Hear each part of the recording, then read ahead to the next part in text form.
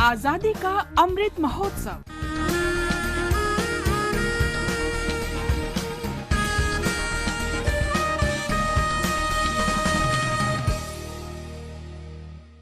आजादी का सफर आकाशवाणी के संग। भारत का स्वाधीनता संघर्ष आधुनिक विश्व के महानतम संघर्षों में से एक है। आकाशवाणी से हम आपके लिए रोजाना ला रहे हैं इस संघर्ष की झलक।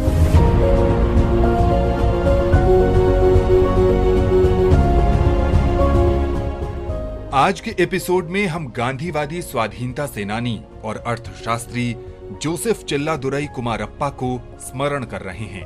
उनका जन्म 4 जनवरी 1892 को तंजावुर में हुआ था।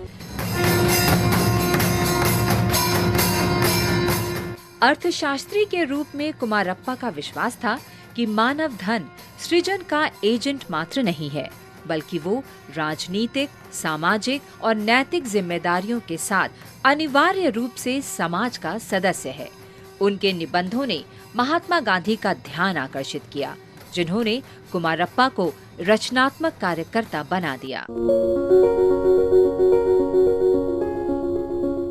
1931 में कांग्रेस के कराची अधिवेशन में कुमारप्पा को ब्रिटेन और भारत के बीच वित्तीय दायित्वों के विस्तृत अध्ययन के लिए प्रवर समिति का संयोजक चुना गया।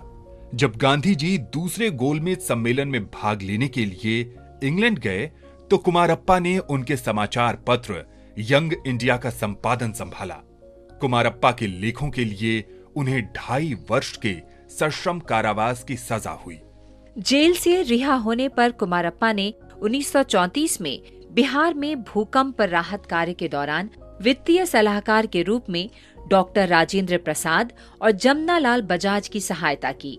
1942 में कुमारप्पा के लेख स्टोन फॉर ब्रेड के लिए पुनः जेल भेज दिया गया।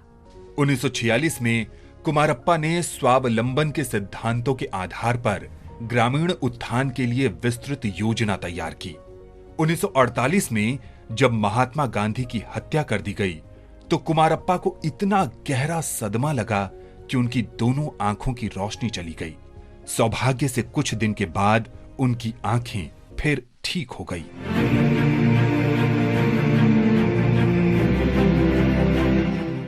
स्वतंत्रता के उपरांत कुमारप्पा ने राष्ट्रीय हित में विभिन्न मिशन पर दुनिया भर की यात्रा की। बाद में वे राजनीतिक जीवन से सेवानिवृत्त हो गए और मदुरै जिले के गांधी निकेतन में बस गए।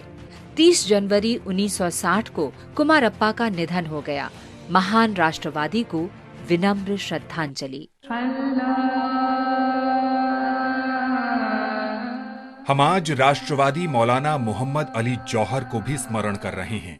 उनका निधन 4 जनवरी 1931 को हुआ था। मौलाना का जन्म 10 दिसंबर 1878 को वर्तमान उत्तर प्रदेश के रामपुर में हुआ था। जौहर भारत की स्वतंत्रता के प्रबल समर्थक थे और खिलाफत आंदोलन के अगुआ भी। उन्होंने 1920 में खिलाफत आंदोलन के लिए लंदन गए प्रतिनिधिमंडल का नेतृत्व किया था। इंग्लैंड से वापसी पर जौहर ने 1920 में अलीगढ़ में जामिया मिलिया इस्लामिया की स्थापना की, जो बाद में दिल्ली स्थानांतरित कर दी गई।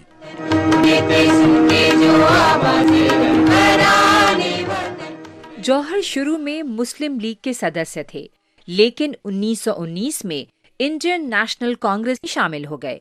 1923 में वे कांग्रेस के राष्ट्रीय अध्यक्ष बने। 1930 में जौहर ने खराब सेहत के बावजूद गोल मेज सम्मेलन में भाग लिया। वहां उन्होंने ये प्रसिद्ध वक्तव्य दिया, मुझे आजादी दो या मेरी कब्र के लिए 2 गज जमीन दो। मैं गुलाम देश में वापस नहीं जाना चाहता।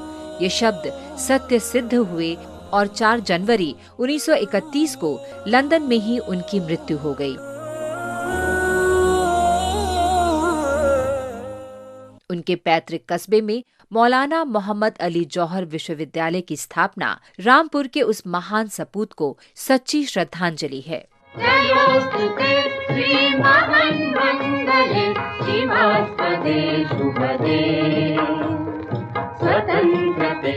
हम आज स्वतंत्रता सेनानी विष्णु दत्तात्रेय चितले को भी स्मरण कर रहे हैं। विष्णु का जन्म 4 जनवरी 1906 को महाराष्ट्र के कोल्हापुर में हुआ था। 1940 में इंडियन नेशनल कांग्रेस के रामगढ़ अधिवेशन में चितले और के.एम. अशरफ ने मुख्य प्रस्ताव में संशोधन का प्रस्ताव किया, जिसे स्वतंत्रता के लिए संघर्ष की तुरंत शुरुआत कहा गया। इसमें ब्रिटिश सरकार के साथ किसी भी समझौते से इनकार किया गया था। 1955 में चितले ने पुर्तगाली नियंत्रण वाले गोवा के भारत में विलय की मांग करते हुए 1000 से अधिक सत्याग्रहियों का नेतृत्व किया। पुर्तगाली सेना ने गोलीबारी शुरू कर दी और कई साथियों के साथ चितले घायल हो गए। बाद में चितले 1957 से 1961 में मृत्यु तक बम्बई विधानसभा के सदस्य रहे। महान राष्ट्रवादी चितले को शत शत नमन। आज बस इतना ही। आजादी का सफर आकाशवाणी के संग कल फिर मिलेंगे नई कड़ी के साथ।